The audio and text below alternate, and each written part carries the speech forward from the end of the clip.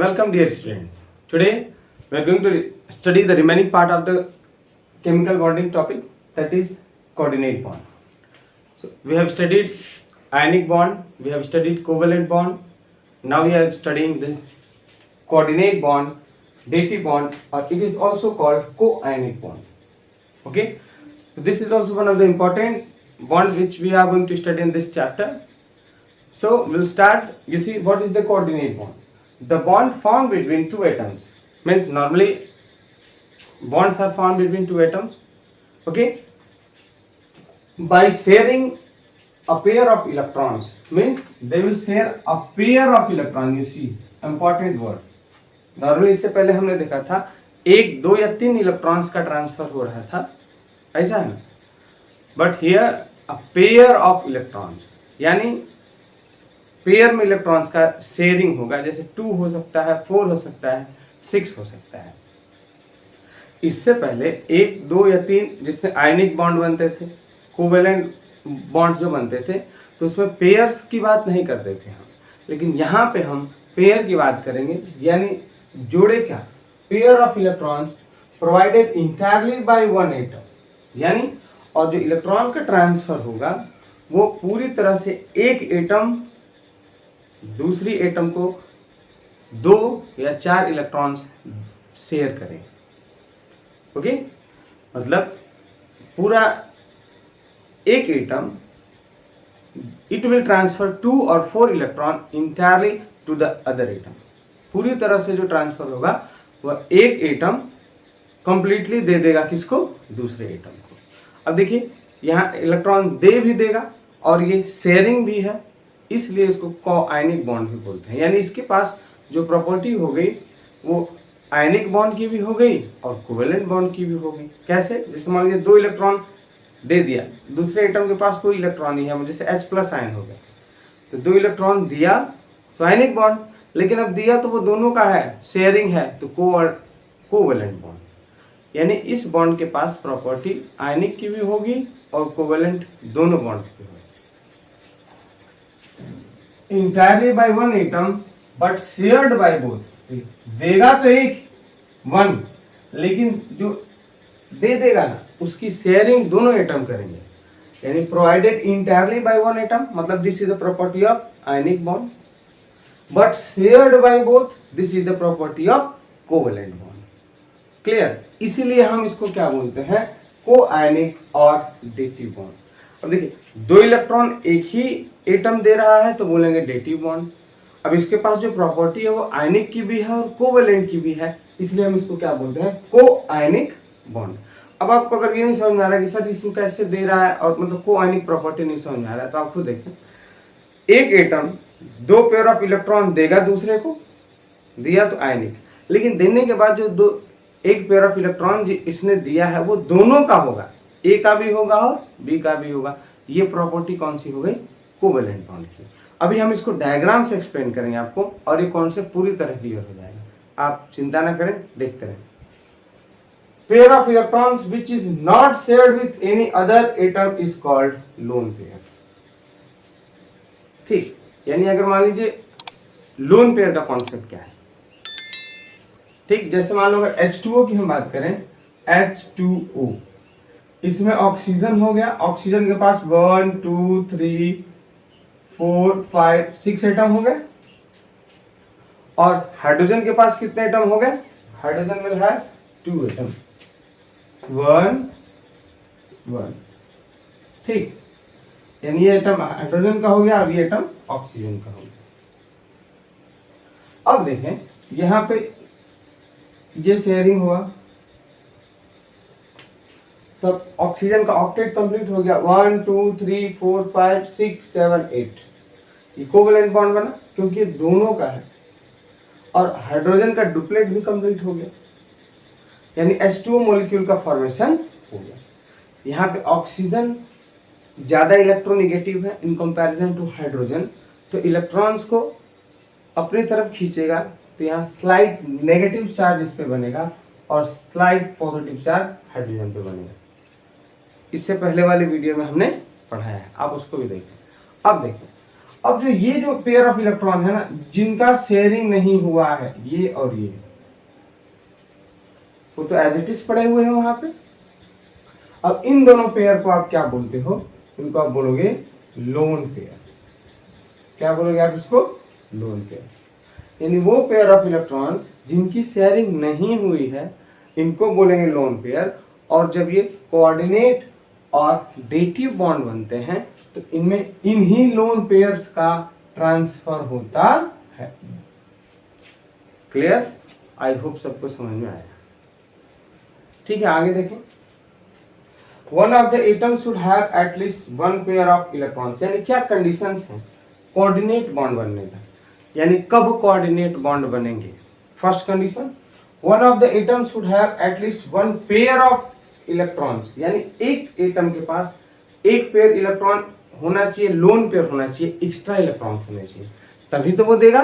जैसे यहाँ ऑक्सीजन हो गया, इसमें ये दो पेयर इलेक्ट्रॉन एक्स्ट्रा है, दो जोड़े, ये हो गया लोन पेयर। यानी एक के पास लोन पेयर होना चाहिए जिसको वो दे सके, तो दूसरा जो है ना, उसके पास इन्हीं इलेक्ट्रॉन्स की कमी होनी चाहिए। जैसे दो इलेक्ट्रॉन की कमी होनी चाहिए, टू पेयर इलेक्ट्रॉन यानी फोर इलेक्ट्रॉन्स की कमी होनी चाहिए। ठीक, आप देखें। Second, another atom should have a sort of at least one pair of electron. यानी जो दूसरा एटम है ना, उस पे दो इलेक्ट्रॉन की कमी होनी चाहिए, तभी तो उससे लेगा। ठीक, तो एक के पास दो इलेक्ट्रॉन, दो या चार इलेक्ट्रॉन पेयर्स में एक्स्ट्रा होने चाहिए, दूसरे एटम के पास पेयर्स में इलेक्ट्रॉन्स की कमी होनी चाहिए for formation of coordinate bond. Next, it has both the properties of ionic and covalent bond. अभी हम देख लेंगे एग्जांपल्स के थ्रू भी, और ये ऑलरेडी हमने अभी एक्सप्लेन किया कि since there is a transfer of electron तो आयनिक हो गया, and there shared pair of electron is transferred pair of electron is shared by both, तो हो गया covalent bond. Atom which provide electron for formation of coordinate bond is called donor. यानी अब इनमें दो एटम हो गए, इसमें से जो इलेक्ट्रॉन्स को देगा, जिनके पास ज्यादा इलेक्ट्रॉन्स हैं, उसको बोलेंगे हम डोनर, और जिसके पास इलेक्ट्रॉन्स की कमी है, जो इलेक्ट्रॉन्स को लेगा, हम उसको बोलते हैं acceptor. Donor will have more electrons, acceptor will run short of electrons. यानी डोनर के पास इलेक्ट्रॉन ज्यादा होंगे और एक्सेप्टर के पास इलेक्ट्रॉन्स की कमी होगी, और इन दोनों के वजह से कौन से बॉन्ड बनेंगे? आपके कोऑर्डिनेट बॉन्ड। इसके दो एग्जांपल्स हैं, अमोनियम आयन और हाइड्रोनियम आयन। जहां से क्वेश्चन आते हैं कि what is the number of lone pair, what is the number of covalent bond, what is the number of coordinate bond, इन सबको अभी डायग्राम से हम समझेंगे और अपना कॉन्सेप्ट क्लियर करेंगे। ओके, देखिए, चलिए अब समझ लेते हैं हाइड्रोनियम आयन का formation. Okay, this is very important, और यहाँ से जो क्वेश्चंस होते हैं उनको आप खुद इजिली कर सकते हैं। देखें, हाइड्रोनियम आयन H3+, बेसिकली इस पे पॉजिटिव चार्ज है, इसको हाइड्रोनियम आयन या इसको हाइड्रेटेड प्रोटॉन भी बोलते हैं। प्रोटॉन का मतलब H+, यानी देखो H+ हो गया प्रोटॉन, इसमें this is found by addition in water. यानी प्रोटॉन को जब हम प्रोटॉन जब वाटर से मिलता है, रिएक्ट करता है, तो हाइड्रोनियम आयन का फॉर्मेशन होता है। ओके, अब देखें basically how is this proton available in this water. अगर आपसे मन प्रश्न है कि हाइड्रोनियम आयन का फॉर्मेशन के लिए क्या क्या चाहिए होता है, तो देखेंगे सबसे पहले प्रोटॉन चाहिए, फिर वाटर, इससे फॉर्म होता है क्या? Hydronium ion. तो ये प्रोटॉन कहाँ से आता है? Basically when we add hydrochloric acid with water, यानी जब हाइड्रोक्लोरिक एसिड को वाटर में मिलाया जाता है तो वहां स्टार्ट होता है dipole dipole interaction. Dipole interaction का मतलब देखिए, HCl भी पोलर है, वहां भी इलेक्ट्रोनेगेटिविटी डिफरेंस है, और वाटर मॉलिक्यूल भी पोलर है, यहाँ भी इलेक्ट्रोनेगेटिविटी डिफरेंस है। अब दोनों इलेक्ट्रोनेगेटिव जब एटम या मॉलिक्यूल्स आपस में इंटरैक्ट करें तो उनके अंदर जो इंटरेक्शन स्टार्ट होता है ना, मतलब ये स्लाइटली पॉजिटिव और स्लाइटली नेगेटिव चार्ज की वजह से। ओके, तो यहाँ जो इंटरेक्शन होता है हम उसको डाइपोल डाइपोल इंटरेक्शन बोलते हैं, और उसी डाइपोल डाइपोल इंटरेक्शन की वजह से क्या फॉर्म हो जाता है? यहाँ पे प्रोटॉन आयन। किस आयन का फॉर्मेशन होता है? Proton ion. Okay, now this proton ion which is formed in the water, ये पानी के अंदर बनता है, और वहीं फिर वाटर सफिशिएंट अमाउंट में प्रेजेंट है, सोल्यूशन है, तो अब that proton starts reacting with water molecule. अब वो उस वाटर मॉलिक्यूल से रिएक्ट करता है और वहां क्या करता है, हाइड्रोनियन आयन का फॉर्मेशन करता है। ओके, ये कुछ इसका बेसिक था कैसे फॉर्म होता है। अब उसके स्ट्रक्चर के बारे में हम पढ़ेंगे इस चैप्टर में। तो चलिए थोड़ा सा डॉट डायग्राम देख लेते हैं। ऑक्सीजन की वैलेंसी 6, यानी उसके वैलेंस शेल में 1 2 3 4 5 6 इलेक्ट्रॉन्स। हाइड्रोजन के कितने आयंस हैं, 3 आयंस, 1 2 3। अब इसमें देखो आप, जो वाटर मॉलिक्यूल्स के एटम है उसमें एक हाइड्रोजन का एटम इलेक्ट्रॉन यहाँ, एक इलेक्ट्रॉन यहाँ। लेकिन जो प्लस चार्ज यानी H+ का मतलब क्या है, H+ का मतलब अगर देखें तो उसके अंदर कोई इलेक्ट्रॉन ही नहीं बचा है, क्योंकि हाइड्रोजन के पास एक इलेक्ट्रॉन होता है, उसको भी उसने दे दिया, तभी तो उसको मिला पॉजिटिव चार्ज। पॉजिटिव चार्ज का मतलब it is not having even a single electron, this is highly unstable compound, ये बहुत ज्यादा अनस्टेबल कंपाउंड है। ओके, अब आप देखो यहाँ पे अगर हम बात करें, यहाँ पे देखिए आप H+ है। अब इस हाइड्रोजन के पास तो कोई इलेक्ट्रॉन ही नहीं बचा, इस हाइड्रोजन के पास कहाँ इलेक्ट्रॉन था, कोई इलेक्ट्रॉन नहीं था। अब क्या करेगा ये हाइड्रोजन कि इस ऑक्सीजन से ना 1 पेयर ऑफ इलेक्ट्रॉन ले लेगा, एक पेयर यानी 2 इलेक्ट्रॉन्स को ले लेगा, और यही जो है किसका फॉर्मेशन हो गया, कोऑर्डिनेट बॉन्ड। किस, जब एक पेयर ऑफ इलेक्ट्रॉन हाइड्रोजन को दे देगा तो यहाँ कौन सा बॉन्ड फॉर्म होगा, कोऑर्डिनेट बॉन्ड। कौन सा bond, coordinate bond, coordinate bond. अब देखिए ये आपका बच गया तो कौन सा पेयर, लोन पेयर। अब खास बात यह है कि क्या लोन पेयर किसी बॉन्ड के फॉर्मेशन में भाग ले रहा है, is this lone pair participating in bond formation, no, ये तो इंडिपेंडेंट है, बचा हुआ है, यानी लोन पेयर कभी भी बॉन्ड फॉर्मेशन में पार्टिसिपेट नहीं करता है। और जो पेयर ऑफ ये इलेक्ट्रॉन्स आप देख रहे हैं, जो ऑक्सीजन ने हाइड्रोजन के साथ शेयर किया, अगर देखा जाए तो पूरी तरह दे दिया तो आयनिक हो गया, लेकिन ये इलेक्ट्रॉन ऑक्सीजन के भी हैं और ये इलेक्ट्रॉन हाइड्रोजन के भी हैं, इसलिए ये कौन सा बॉन्ड है, कोवैलेंट बॉन्ड भी है। तो ऐसे फॉर्म होता है आपका कोऑर्डिनेट बॉन्ड। इसके पास कोई इलेक्ट्रॉन्स नहीं थे, इसलिए 2 इलेक्ट्रॉन ले लिया। अब हाइड्रोजन का डुप्लेट कंप्लीट हो गया और ऑक्सीजन का ऑक्टेट भी हो गया। देखिए 1 2 3 4 5 6 7 और 8 ऐसे फॉर्म होता है। अब थोड़ा इसका और डिटेल स्ट्रक्चर देखें, जो आपके एग्जाम पॉइंट ऑफ व्यू से सेम स्ट्रक्चर है, थोड़ा बहुत सिंगल बॉन्ड हमने कॉम्प्लेक्सिटीज का कम करने के लिए बना दिया। देखें ऑक्सीजन हाइड्रोजन, ऑक्सीजन हाइड्रोजन, और ये हो गया अगला हाइड्रोजन। अब देखिए यहाँ से क्वेश्चन होगा, क्वेश्चन होता है एग्जाम में, इन हाइड्रोनियम आयन यानी हाइड्रोनियन आयन में कितने लोन पेयर हैं, कितने कोवैलेंट बॉन्ड होते हैं और कितने कोऑर्डिनेट बॉन्ड, नंबर पूछता है। आप देखें तो इस स्ट्रक्चर से इजीली आप इसको, अगर आपने इसको समझ लिया है तो इजीली ड्रॉ कर सकते हैं। देखें कोवैलेंट बॉन्ड हो गया, कोवैलेंट बॉन्ड, ये कोऑर्डिनेट बॉन्ड, और यहाँ बच गया आपका एक लोन पेयर। ठीक, अब इस सब पे क्या होगा, एक तो पॉजिटिव चार्ज होगा। अब देखें नंबर ऑफ कोवैलेंट बॉन्ड 1 2, तो कितने कोवैलेंट बॉन्ड हो गए, 2। कोऑर्डिनेट बॉन्ड कितने हैं, 1, जिससे पूरा शेयरिंग से बना है बॉन्ड, वो कौन सा बॉन्ड है, कोऑर्डिनेट बॉन्ड, वो 1 है। यहाँ पे देखा आपको, कोऑर्डिनेट बॉन्ड को हम इस एरो से इंडिकेट करते हैं, एरो से, ठीक ना। और ये हो गया आपका यहाँ पे एक लोन पेयर, यानी in hydronium ion there are 2 covalent bonds, 1 lone pair and 1 coordinate bond.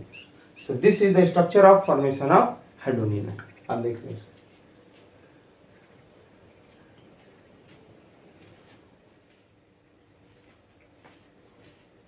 चलिए अब हम देख लेते हैं next important ammonium ion. Ammonium ion में देखें NH4+, यहाँ भी पॉजिटिव चार्ज है। पॉजिटिव चार्ज का मतलब एक हाइड्रोजन एटम होगा जिस पे पॉजिटिव चार्ज है, यानी प्रोटॉन के फॉर्म में होगा H+। में खास बात, उसके पास कोई इलेक्ट्रॉन्स नहीं है और यही कारण है कोऑर्डिनेट बॉन्ड बनने का। ठीक है, प्लस चार्ज जो हाइड्रोजन आयन पे है, that is the basic cause of coordinate bond. क्यों?